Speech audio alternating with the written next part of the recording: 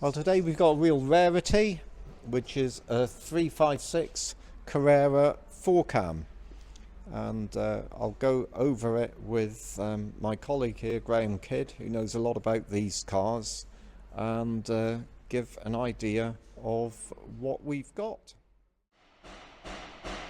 So what we've got here is an early 57 356A Carrera. It's a right-hand drive car, and I believe it's one of 5 GS coupes built in 1957. And this car is also believed to be the first Porsche imported into Thailand. So it's got some real interesting history. Again, I think there's evidence that the car was been raced back in the day. So it's got lots and lots and lots of interesting history. Now the car has a sunroof, and if you notice, it's a V-screen sunroof, so that would have been on the shelf from when they were building the Pre-A's, but this is obviously a curved screen 356A, so they would have used up their stock and then moved on to a curved front sunroof.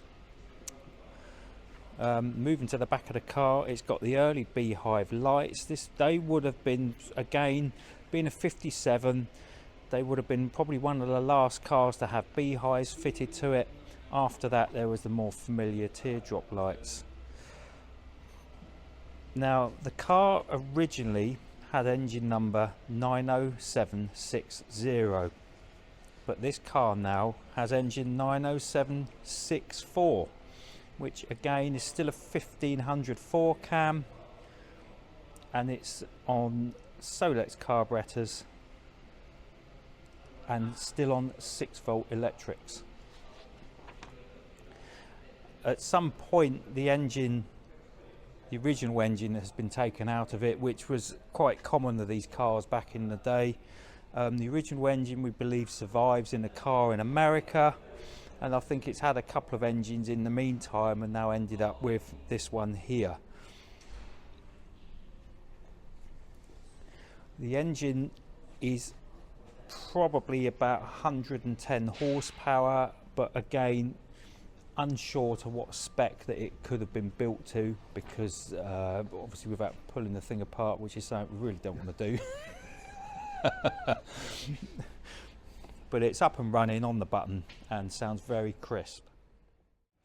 So the car has travelled the globe with various owners, and it ended up in America for a long time and was quite well known out there, even being right-hand drive, and it underwent lots and lots of restoration work out in America.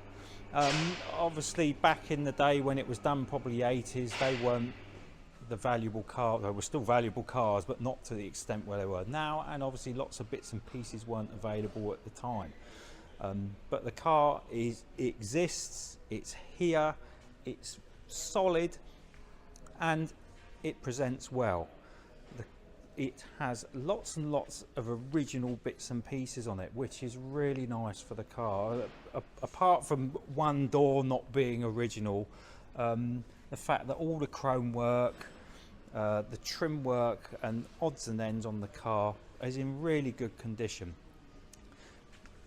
Moving to the inside of the car, it has been retrimmed at some point, correct colours, seats are leather, carpets are good. It retains its original 8,000 RPM tacho, and it's 160 mile an hour speedometer.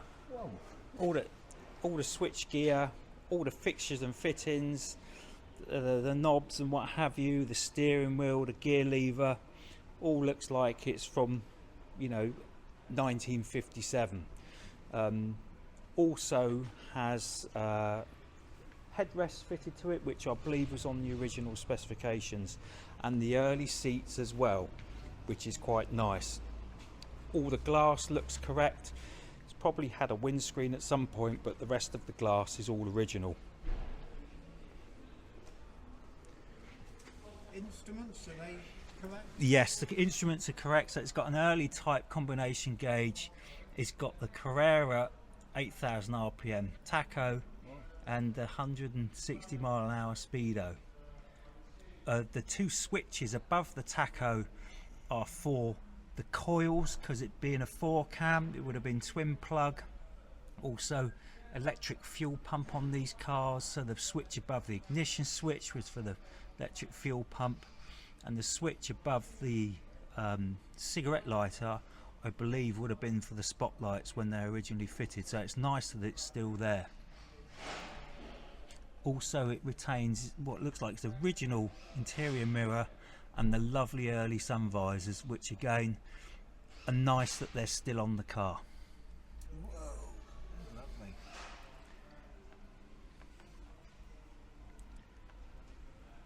So this is a car that can be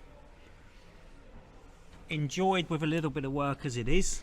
It would benefit from a bit of mechanical work and a safety, you know, a check over, or it could be taken to the next level, which would require taking it apart and dealing with all the little imperfections in the body, repainting, and then popping back together. Things like another nice things on it, if you look, it's got original wheels. There's the date stamp, April 57, which ties in with the date of the car. All 4 wheels are stamped. They're either March or April 57, which again is just a nice little touch on the car. I think at some point the bumpers have probably been replaced. That again is the first bit that gets crumpled in a hit. But other than that, she's all there. The rear number plate light looks correct, the rear grille's correct.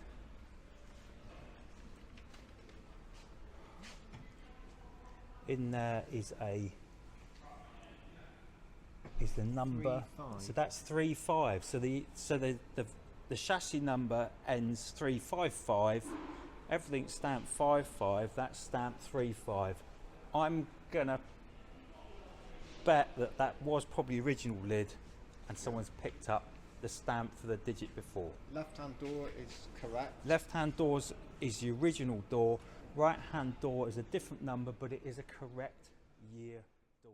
So at the end of the day, what we've got is a very rare car. So obviously one of 5 right-hand drives built in 57. Who's to say how many are left? It can be enjoyed as is, with a little bit of mechanical work, or you can go the whole hog. The other thing with this car, it will be eligible for lots of different events if you were that way inclined. So it's got the rare value, it's got all the right bits and pieces on it. As I say, with a little bit of mechanical work, it could be driven and used as is and enjoyed, or it could be taken to the next level.